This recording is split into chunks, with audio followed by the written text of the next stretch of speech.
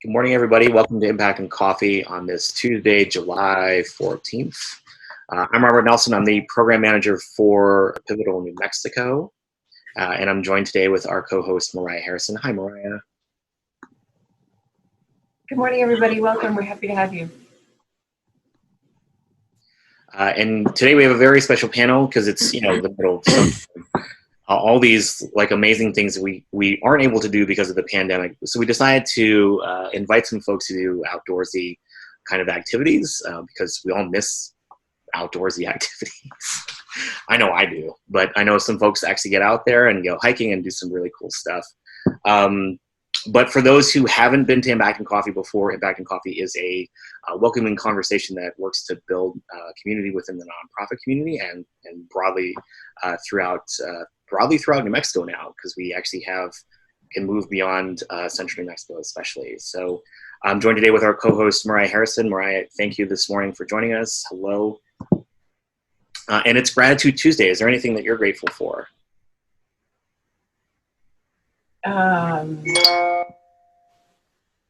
Yes, I'm grateful for having my family and my friends close to me in town so that we can work on taking care of each other, and that goes for the broader community as well. It's wonderful to see Albuquerque taking care of our neighbors. How about you? I'm grateful that it's not 106 today. It's a little warm. Just walking down the street on Sunday, I was like, I don't know why I decided to walk down to Lowe's on 12th Street, but it was a little warm. So I'm glad that it's a little overcast and not as hot. And we are building a deck in our backyard. So if there's any hammering or any loud sound, that's me. I'm going to try to mute and try to be as polite as possible here. So just heads up on that front. If you hear any construction type sounds, we have guys in our backyard. So if you have anything that you want to share for Gratitude Tuesday, please do so in the chat. Welcome everybody this morning to Impact and Coffee, and it's good to see some familiar faces today. But we're going to go ahead and go to introductions really quick. So our panelists today, we have quite a few panelists. So we're going to start with Susan. If you could just take 2 to 3 minutes to introduce yourself and your organization, and we'll kick it to the next person here in just a moment. Great. Thank you, Robert. Yes, I'm Sue George. I'm the director of a program called Wild Friends, which is a civics and science education program based at the University of New Mexico School of Law. We've been around for almost 30 years now. We work with students across the state of New Mexico in grades 4 through 12, and we focus on every year on an issue of wildlife conservation, where the students vote on a topic to work on. They learn about the wildlife issue throughout the fall. And then come December, they help to draft a piece of legislation that might help with that topic. And in January, in prior years at least, they get on a bus and go to Santa Fe to the Roundhouse when the New Mexico legislature is in session, and they advocate for the piece of legislation that they help to draft. These students are amazing. They've had over a 70% success rate over the years. And what they learn is not only that they can make a difference for the wildlife of New Mexico, but that they have a voice in general. So thank you. Thanks, Sue. And we welcome back Wild Friends. They were here actually about a year and a half ago, I believe. And we were joined by Sarah Van Note. Sarah, could you introduce yourself really quickly? Sure. I am an educator at Wild Friends with Sue, and I teach civics, as she mentioned, and I also teach science. So I do take students outside to teach about, for example, pollinators, and use the schoolyard as a place of learning. Thanks, Sarah. Victoria, I know you're not on the screen, but if you could take 2 to 3 minutes to introduce yourself, please. Yeah. My name is Victoria Flores. I'm the training manager at Rocky Mountain Youth Corps. We have 2 office locations, one in Albuquerque and one in Taos, and we are a youth-based organization that hires young adults to serve conservation terms and AmeriCorps terms. And so we partner with both government agencies and project partners of various land management agencies, and our crews work on a variety of different conservation projects throughout the state of New Mexico. So our members are simultaneously serving AmeriCorps terms as well as working on conservation efforts alongside whatever that project may be. Thanks, Victoria, and welcome this morning. Rebecca Latham joins us today. Welcome, Rebecca. Thank you. Good morning. My name is Rebecca Latham. I'm the CEO at Girl Scouts of New Mexico Trails, and I've been here since approximately 2 weeks before everybody went home and had to start working remotely.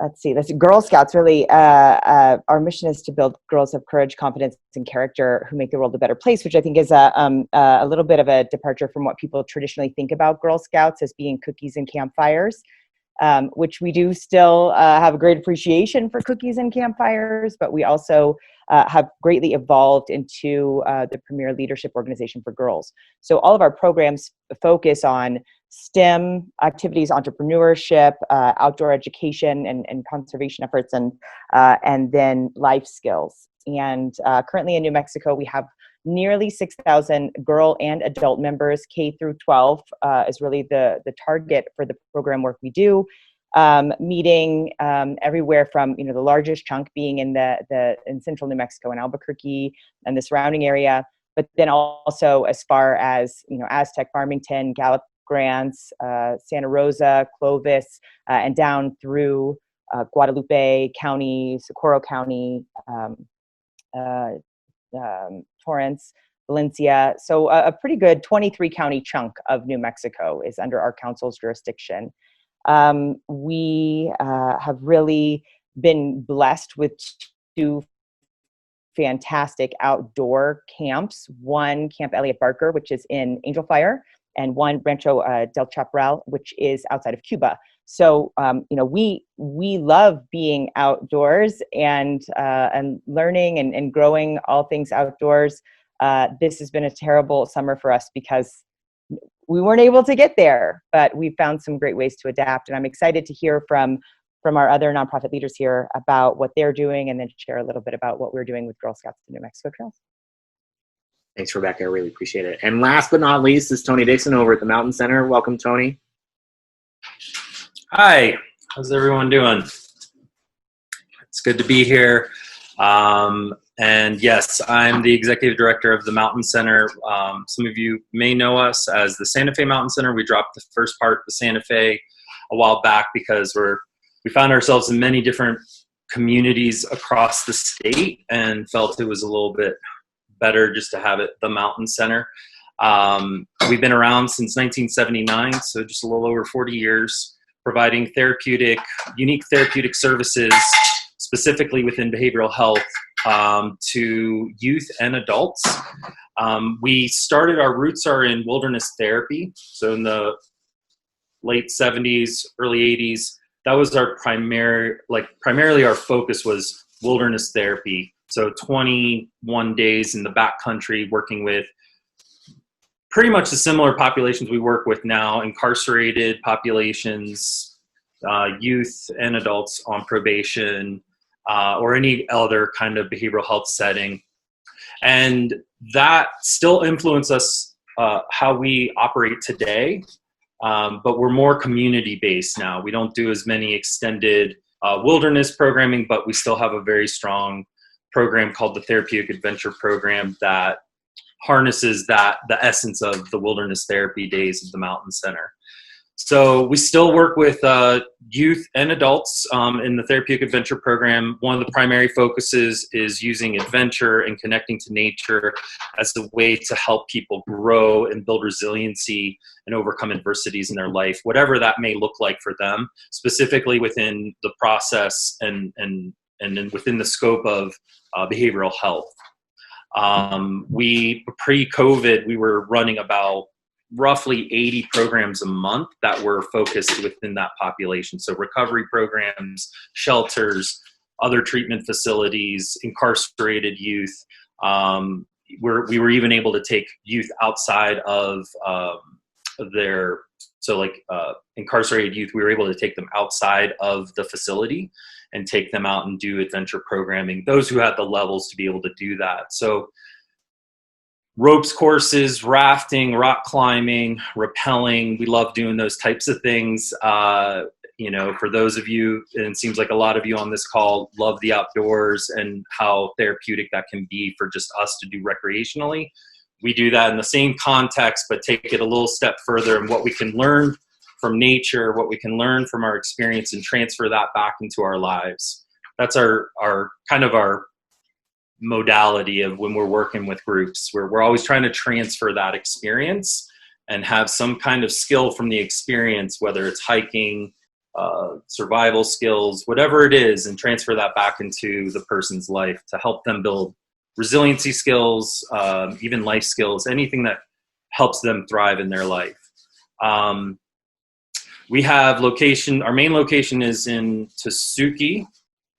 We've been there for quite some time. We have 3 acres there, ropes course, beautiful stream runs through our property. And then we have a location in Santa Fe, which has an indoor climbing gym, and we were able to run other programming there. It's in the city limits. And then a facility in Rio Arriba County in Espanola. That is another wing of the Mountain Center that does more syringe exchange, other behavioral health services, naloxone distribution, medication-assisted treatment, but we also do counseling, and a lot of the clients within that program, our goal, because it's pretty new to that program, our goal is that they start doing a lot of the experiential and adventure programming. So we're working on a behavioral health level in all areas. We also have a Native American program, which is called the Emergence Program. We have Native staff that work with tribal and Pueblo adults and youth. And we have worked with every tribe in Pueblo across the state at some point during our time. We have an LGBTQ specific program working with youth and young adults that help create safe spaces across the state of New Mexico. We have about 90 what they call GSA clubs. Maybe you've heard that before, where we provide technical assistance and support to those that are wanting, and allies as well, that are wanting that kind of programming in their school. And we also provide camps for those youth. We can't go to all those places, so we often do things like this and do technical assistance like this for those groups. But we also do trainings for adults and things like that. Let's see. We also have a counseling program that does adventure therapy, which is using a clinician to connect clients to nature and use nature and other adventure activities as a part of their therapeutic process to reach their clinical goals. And that's just scratching the surface, but that's probably more than 2 minutes. Thanks for listening. Thanks, Tony. I really appreciate it. Actually, we're right on time, so this is really great. Just a reminder to our audience members today, if you have any questions, please do so in the chat. We'll do our best to lift up any questions if we have any extra time during the conversation. But why don't we just kick off with our first question? We know it's been a really extraordinary time these last 4 months. I find it really hard to believe that it's been 4 months, but it has. This first question is, what challenges has your organization faced during this time? And we'll go ahead and start with Sarah and Sue. Sure. Thank you, Robert. Well, there have been multiple challenges, of course, as for every organization. What happened in the spring for us was that we were just getting ready to roll out the pollinator protection license plate, and I'll show you. Is that upright? Yes. So this license plate is the first specialty license plate for pollinators in the state of New Mexico, and it's the result of the 2019 legislation that the Wild Friends students helped to pass in the legislature. It required a bill in order to make it into law, and then we held an art contest and picked the best design, and this was it. And that design was incorporated into the plate. We were going to have a big rollout. The proceeds from the license plate will go to the Department of Transportation and they're going to use it to do roadside plantings of pollinator-friendly plants and demonstration gardens at rest stops. It was a big deal. It was like the culmination of a couple years worth of work.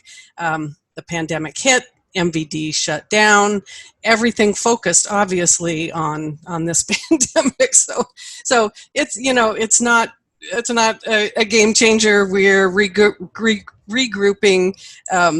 But that was the first thing that happened. Then the second piece, and Sarah will talk more about this in a little bit, is that we had to pivot to, okay, this is happening now. What do our schools need? How do we get resources to these students that have been in person in the classroom and are now home and without resources? And so we worked real hard to provide resources in whatever way we could. And Sarah did some awesome collaboration with some other groups, and the grab and go sites were we were able to get resources there.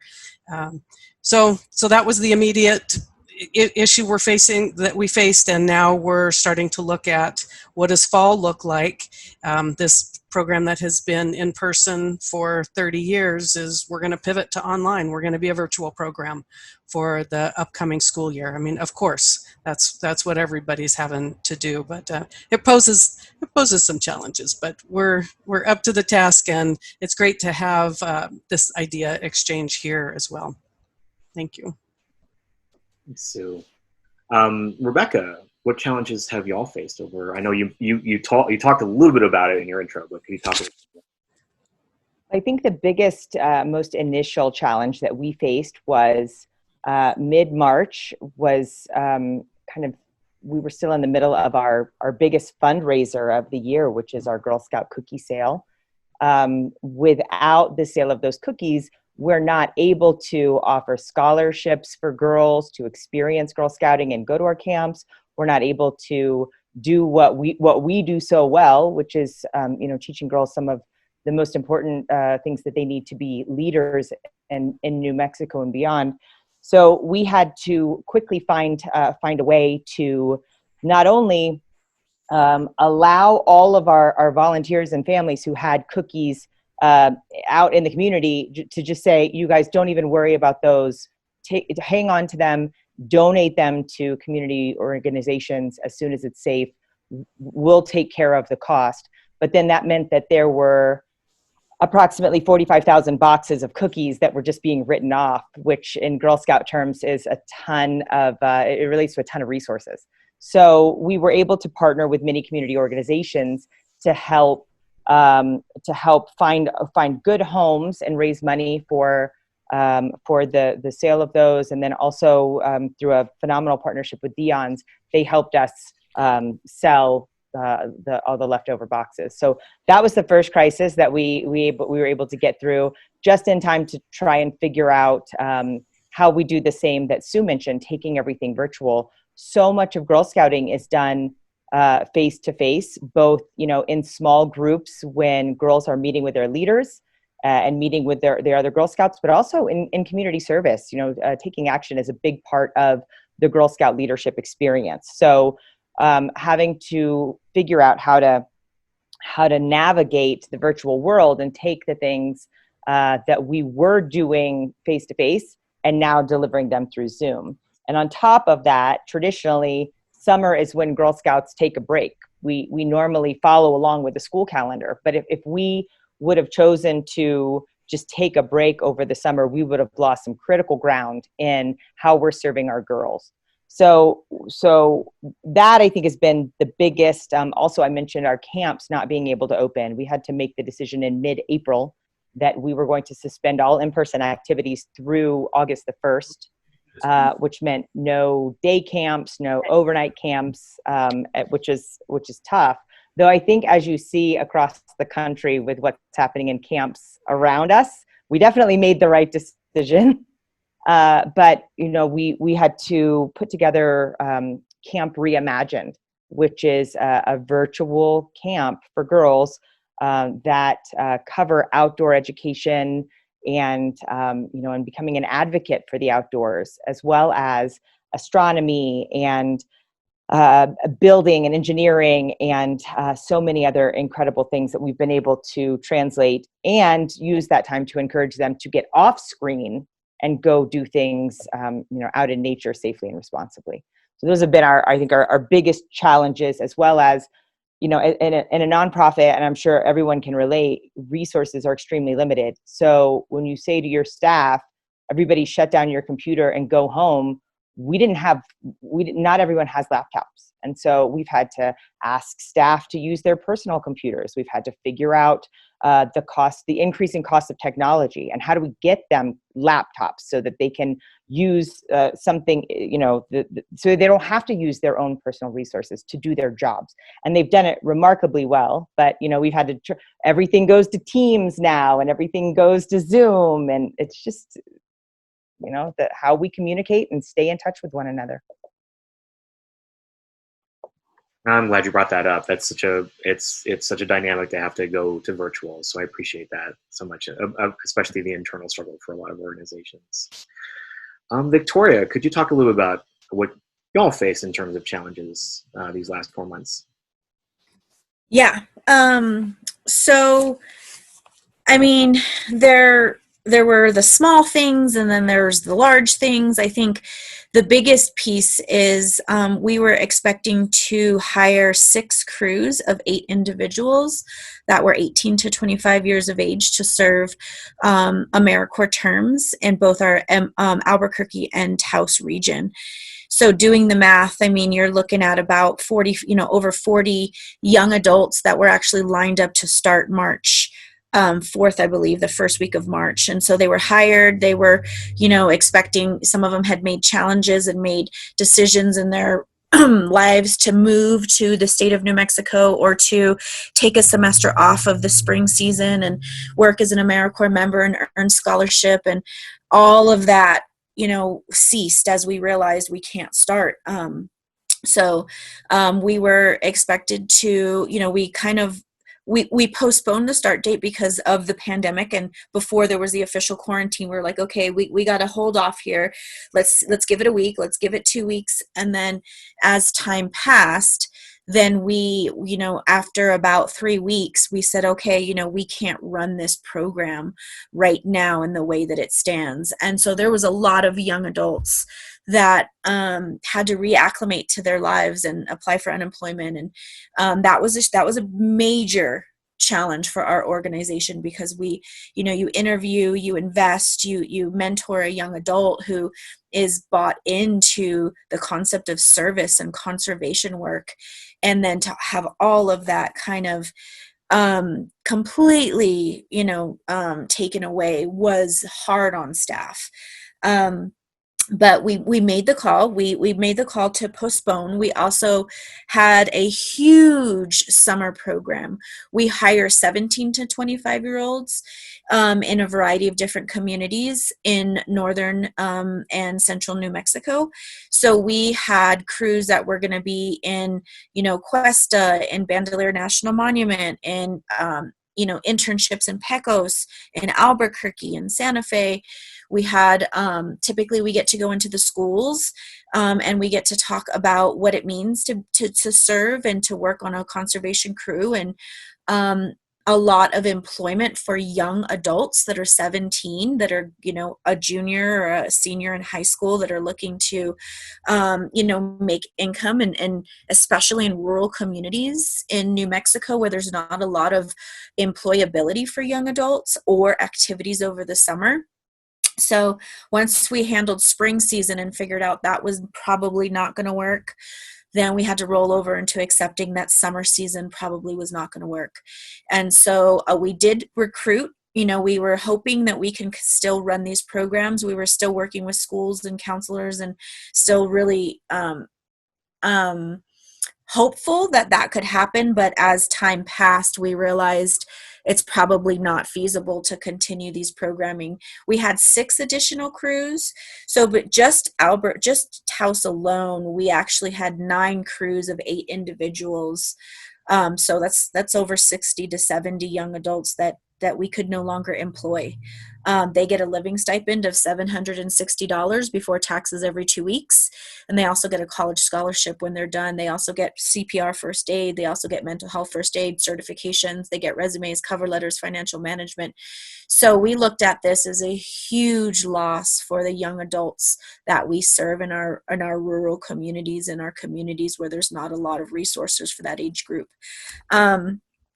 What we ended up deciding to do, and then same for Albuquerque. Albuquerque has deaf and hard of hearing crews as well. And so, with the crews that we run out of the Albuquerque office, specifically deaf and hard of hearing crews, we had to figure out how can we require masks and still hire these individuals, and how do we still advocate and represent for people who have different disabilities that is not factor into a face barrier. So our Albuquerque region also had to really think outside of the box. What we decided to do was combine our seasons, and we just started an abbreviated group of individuals. So we have groups of 5 that started earlier in the month. So we basically combined what our spring and summer season would have been and are running a third of what we normally would run. So we found that there has been some out of the box thinking, and we're fighting really, really hard to continue. We had a decision, do we not do this, or do we try to do this? And we worked with other corps around the nation to come up with a very extensive COVID protocol in which we're renting extra vehicles so that there's no more than 2 to 3 people in a vehicle. We have much smaller crews. Instead of crews of 8, there's crews of 5. We are just really thinking outside of the box and not providing this for as many people as we can, but we have still decided to, under all the circumstances, run the programming as best as we can. So we do have now 5 crews based out of Taos, 2 Taos Pueblo crews of 5, and then 3 conservation crews.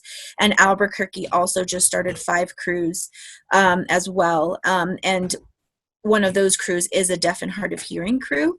So that's been challenging to do the facial barriers. We've had to do a lot of different things to advocate for that population through all of this. Trainings have been an issue. So we've set up tents and done social distancing to the best of our ability. But, the impact of change of the people that we've reached have definitely been hindered, but we have still worked really hard to come up with COVID-19 protocols along the lines with other conservation corps across the nation, and our local governments. And so that was the big, I think that was what really hurt our organization morale-wise. But we figured out a way to salvage, to some extent, a season. And those crews will go until December, hopefully, depending on where this pandemic leads. We did have, events, and we did have project partners, and we typically go into the schools. But, the way our season had to be adjusted was definitely what our staff held the heaviest burden. Thanks, Victoria. I appreciate that.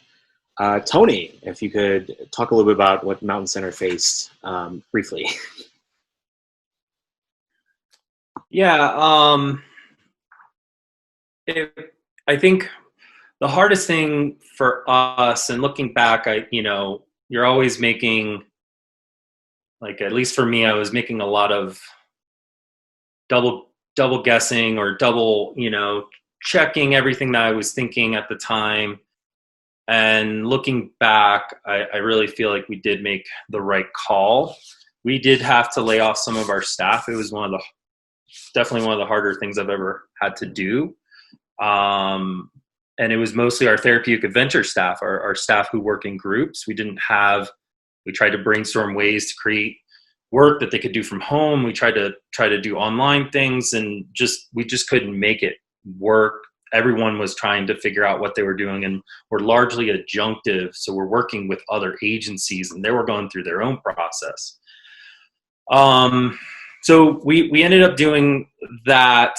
However, we have so many different programs. It was kind of unique in the sense we were able to stay financially stable more or less, because we had other programs that, like our harm reduction program is an essential service. That didn't stop. That stayed exactly the same except for changing some things about how they operate, but that continued. Our counseling program, all our therapists just moved on telehealth online. Our Genders and Sexuality Alliance network went all online and just changed their format. And luckily for us, a lot of our money is through state funds. One of those contracts allowed us to be more dynamic and try to come up with different ways to spend that money. For our therapeutic adventure program, it was probably, it was about 2.5 months. So somewhere around June, so last month we started up programming, and CYFD is one of our funders. They supported using our funds to create a summer youth program. So that's how we kind of just adjusted that program. We got back to working with certain agencies with certain protocols, MOUs on how we're going to deal with COVID and work together. So that program is up and running. Summer youth programs for us is sort of new. I mean, working with groups is not and youth is not, but offering open enrollment in the community was kind of a new thing for us. And it's been successful. We really have tried to offer that service. It's free because CYFD is paying for it. But we tried to offer that service to essential workers, people who really needed that support, kind of got first in line for that. And so that was one way we pivoted. And then in our harm reduction program, food distribution, we started doing that a little bit more than we normally do. We were doing 400, May and June, we were doing 400 to 500 bags a week of food and distributing that amount. And all the therapeutic adventure staff were helping organize some of that in the back end. Otherwise, where we're at right now is a much better place than we were a few months ago, and we're optimistic, but I'm also, just like a lot of us, what is kind of coming down the road too? What does it look like in October? And just trying to have contingency plans ready to go as needed. But that's been a little bit of us. I'm sure I can talk more, but that's kind of it in a nutshell. Thanks, Tony. I appreciate that. I'm going to kick it over to Mariah to ask our next question.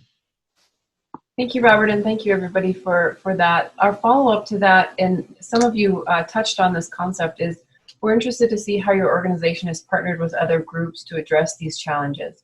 So if you want to talk to us a little bit to highlight maybe one or two that has helped you sort of come through. For example, I love the Dion's example. I'm really interested to hear what the Mountain Center has with MOUs and whatnot. So talk to us about the partnerships that may have been created to address these issues. And let's go ahead and start with Susan. Okay, great. And I'm going to kick it to Sarah. So take it away. Sarah. So one thing that the environmental education community, which via Environmental Education of New Mexico, we've put together more broadly than just environmental education. Actually, we called it like a STEM outreach. So once we realized that so many families were at home and maybe didn't have either access to internet or ability to print materials, we thought about how can we support families to continue to explore STEM, and I would say STEAM because STEAM is with art also. So a group of us started to create really simple printable activities to send home. And we did it in a few ways. We both printed things and dropped them off at schools in Albuquerque. So most of us are in Albuquerque, although we have somebody who's down in Belen also. And we also made those resources available online and tried to network with folks in school districts around the state. And I'll put a link in the chat to all those resources. We've continued to develop them. So our goal was to do 2 a week. So we started that I can't remember if it was late March, and we've done it continually.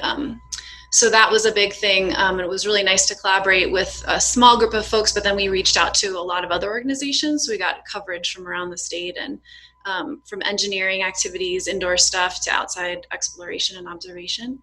And then the other thing that we're talking about to continue into the fall is, given that teachers are looking for virtual resources, is developing videos, which I know a lot of organizations have already done. Sandia Mountain Natural History Center, for example, just to give one example.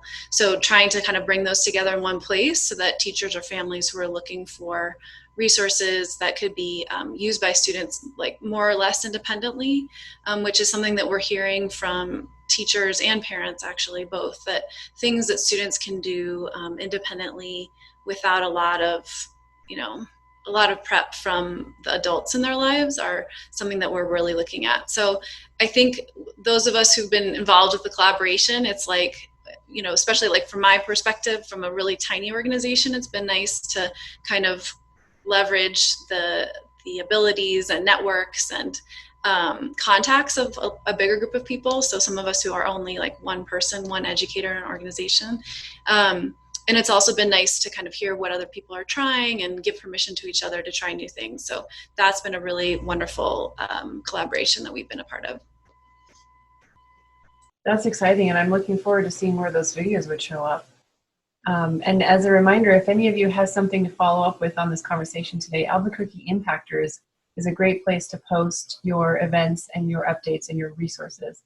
So if that's one of those things that you can post there, that would be great. That's a Facebook group, and if you're not a part of it, you can just request to be a member. Rebecca, let's follow up with you. Thanks, Maria. So I'll touch on the Dion's partnership simply because I think it's a great example of how us as nonprofits sometimes have to get out of our comfort zone and how well it can work out. We found success with our cookie fundraiser in having public support for at first an initiative called Donations for Drivers, where we were asking the public to contribute $5 a box, and then we would deliver cookies to Love's Travel Centers in New Mexico that we could then, show the truck drivers, who were keeping our supply chain going, who it is that's really grateful for their work. So that led to some great, other kind of corporate partnerships with Nucinda and Sandia Labs and Rook Advisors, who then chose to purchase chunks, large quantities, to then deliver either to other nonprofits or to their employees or to their clients. And when we reached out to Dion's, it was really, kind of a small ask, shot in the dark. I actually, shared an article on LinkedIn about another Girl Scout council who had partnered with a local pizza chain, and they had bought some cookies to give out, for every $25 order, here's a box of cookies. So I shared that article on LinkedIn, and I tagged Mark Herman, Dion's CEO, in it, and just said, what do you say? Should we give it a go? I mean, it was a total shot in the dark. And he responded almost immediately and said, I'm a sucker for Samoas. We should talk. And so when we sat down, when we did this on a Zoom, I was looking for a small ask. I was thinking same kind of thing. Would you buy a quantity of cookies to then either give to your customers or give to your staff or donate to another nonprofit? I was really thinking small potatoes. And when he came back and said, how about this? Could we sell those cookies for you? It's something that traditionally we never would have done. We don't, it's critical for us to keep the girl as part of the equation, part of the cookie sale. But necessity is the mother of invention. And so we said, well, let's give it a shot. And what we would have asked for pales in comparison to the $50,000 check that they wrote us for selling our cookies. So it ended up being huge, and it was something, again, that we never would have allowed in the first place, but it worked out very well. And they were just tremendous partners, and we're very grateful that Mark was so willing to say, well, we've got something that we think could really help you and make a difference. And so those cookies, all those sales are going to help fund our, both our operations and what we do virtually, but also our scholarship funds to help girls become a part of Girl Scouts who wouldn't otherwise have been able to. I think the other really key component for us, and I'm really curious too, going back to what Sarah said about the organizations that they've partnered with on videos and curriculum, we're looking to use more of our volunteers. We have an extensive volunteer base both of parents or even non-parents, just community members who are troop leaders, who their day jobs are extensive and their interests are, very unique and align so well with what we do and what we're trying to help girls learn. And then also just volunteers in the community that don't lead a troop, that just want to be able to help. We're working more with our volunteers on delivering the online curriculum because our staff resources are limited, and we want to be able to let girls choose what it is that they want to learn under the circumstances. And so it's up to us to try and provide them with the most robust catalog of activities that they can opt into, all completely free. And that's another, I think big part of what we've done is, I mentioned earlier, we serve nearly 6,000 girl and adult members, but everything that we've done thus far has been free to every girl in New Mexico. We've wanted everyone to have access to high quality educational opportunities in STEM, entrepreneurship, outdoor skills, and life skills. The big barrier, though, is that not everyone has technology, and that's a huge issue in New Mexico, which I know we're going to get to.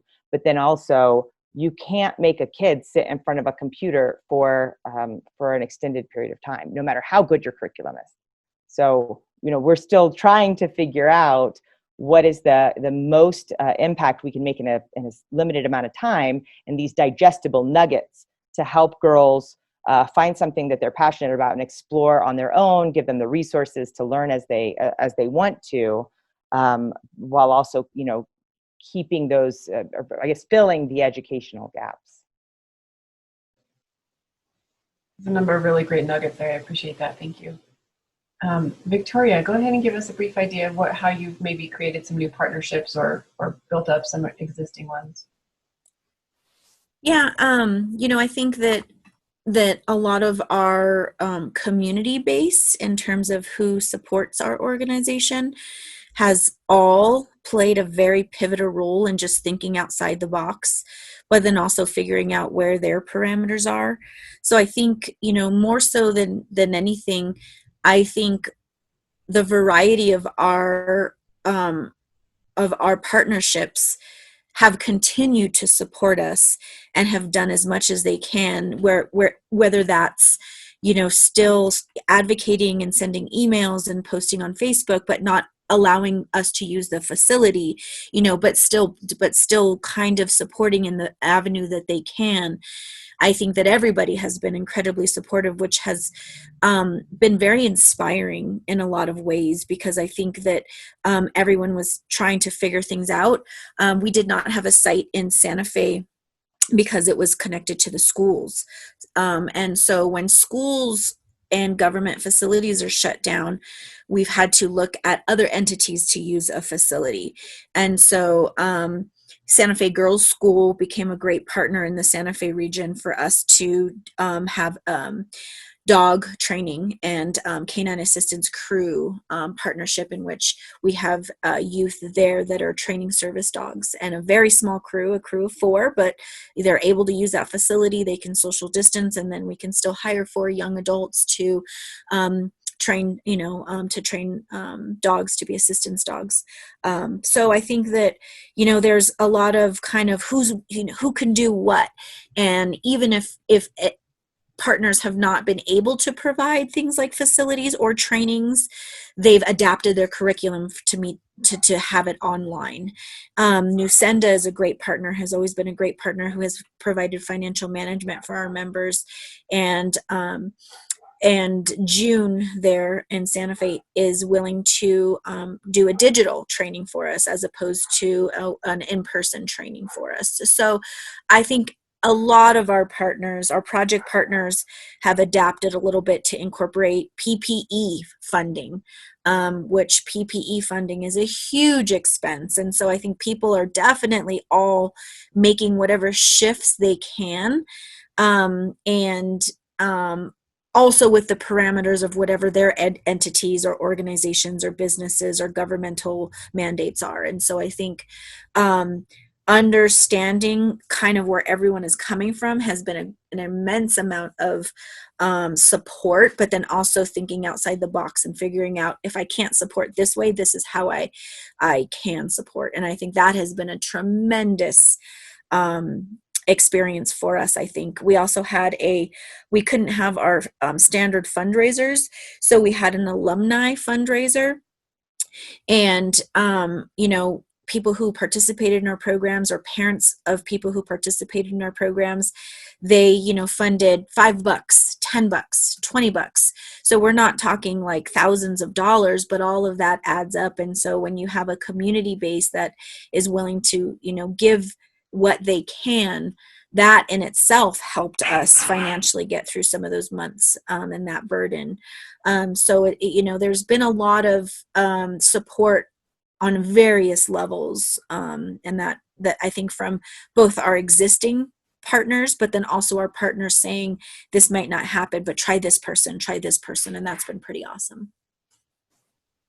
That's really, really excellent examples of how we're thinking outside the box to work together. Thank you for that. And so, Tony, if you want to wrap us up with this last question before I send it to Robert to give our final question.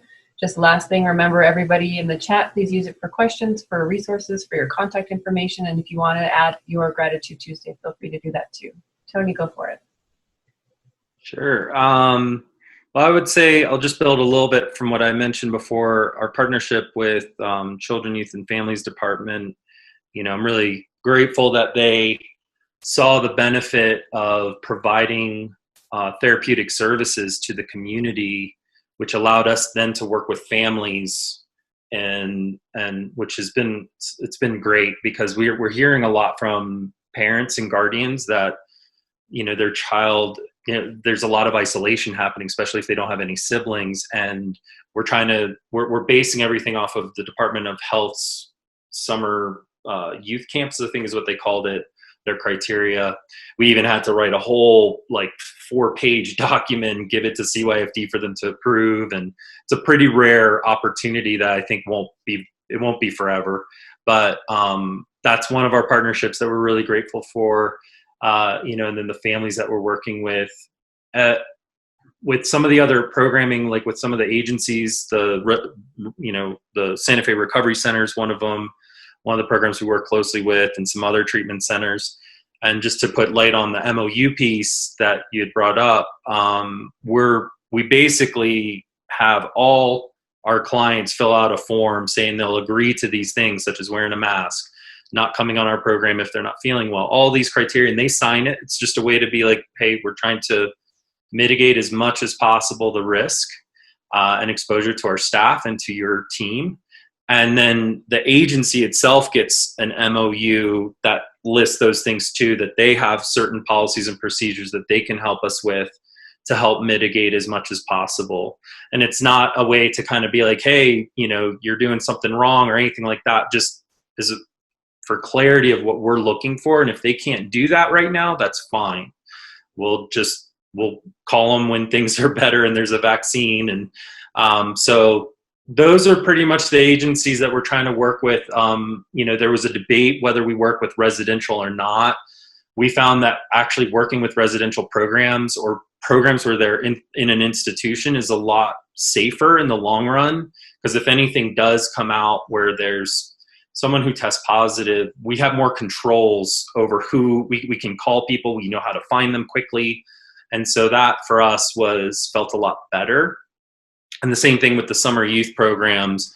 We have them every 2 weeks. So the group is all the same for 2 weeks. And so once again, we kind of know everyone. They're not kind of coming and going. Other partnerships, there's a ton of cool things that have happened, but I'll leave it there. It is one of those times that we have to show our ability to be open. I think all of us, and really try to be as resilient as possible without stretching ourselves too, and get too wrapped up in COVID, because there's all these other things that we have to hold to as a community, and helping people, and not to lose sight of those bigger things. And I think opening even this conversation with gratitude, and I think all those things are important. that we don't lose sight of all those things. Absolutely, Tony. I appreciate that, and I'll leave it there. And Robert, I'll send it over to you. Thank you. Well, it's about 9:47, so we're gonna skip all the way to our last question, and maybe combine a little bit. So we know that the pandemic has really put a microscope on a lot of our social inequities across our communities. So compound question: what changes would you like to see coming out of the pandemic, and what can our community do for you today? And we'll start with Sue and Sarah if you want to answer those two questions. Great, thank you.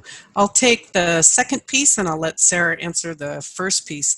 The second piece, in terms of what can the community do for us, at this point, the silver lining to going to a virtual program is that we're going to be able to provide the Wild Friends program to a much larger section of New Mexico's youth than we ever have before. We're just looking to help get the word out that we're going to have resources widely available. So if you know teachers, principals, parents who are homeschooling, as Sarah mentioned, we're going to work to make sure that our resources are the kind that students can do on their own primarily, but also in the classroom, but they're available for homeschool as well. So I'll post the link to our program and a contact information for myself. And I'll let Sarah take the first part of the question.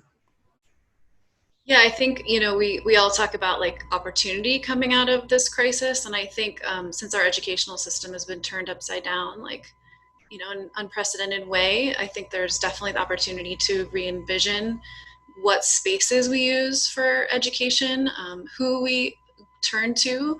This is a time we've been talking in the environmental education community about how can informal educators support students and schools and families.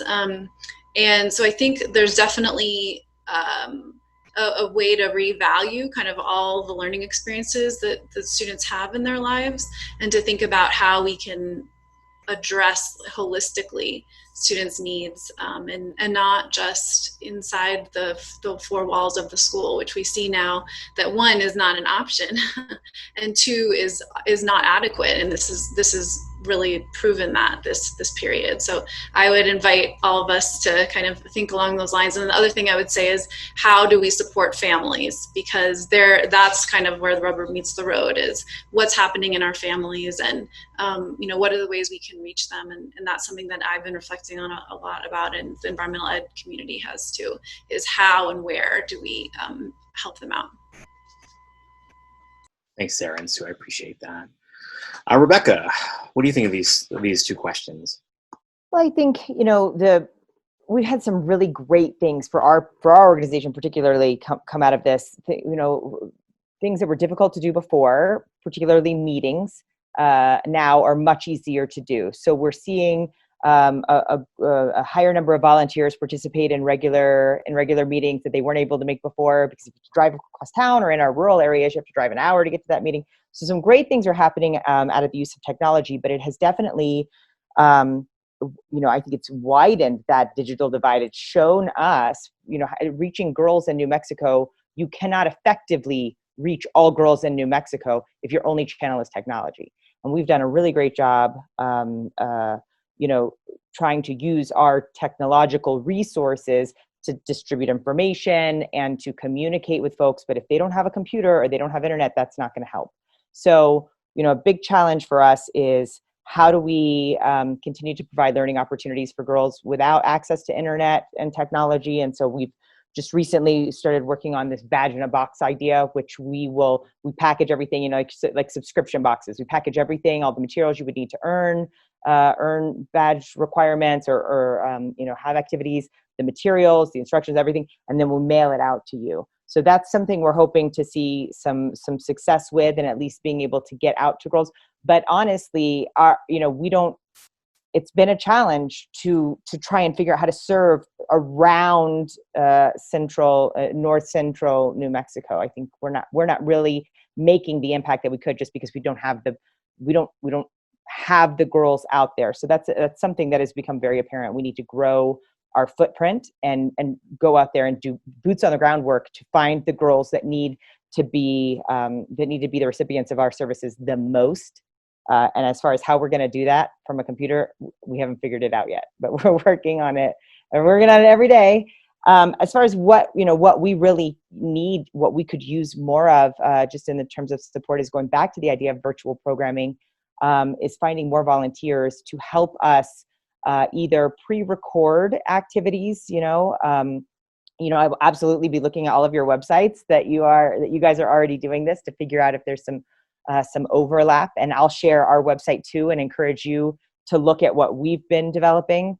But also having volunteers who are just willing to do a 1 hour or less, segment on science, or an engineering activity, or something with something that encourages entrepreneurship, or even things like how to sew a button. I mean, the possibilities are endless, but our needs are great.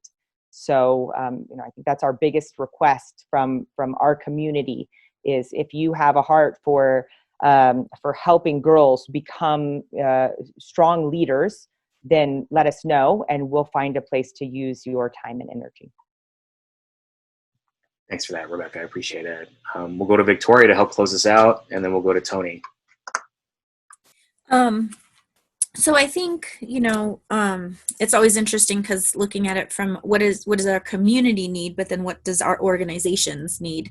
And that's always sometimes kind of a twofold, depending on who you are. But I think that, for Rocky Mountain Youth Corps, in all of our regions, things that we would need from community is continued funding, PPE donations like sanitizer and wipes, and paper towels for our crews, those kinds of things. Locations where we can have a group of people where we can socially distance and be 6 feet apart, but is not, but is, a possible location for us to do a training at.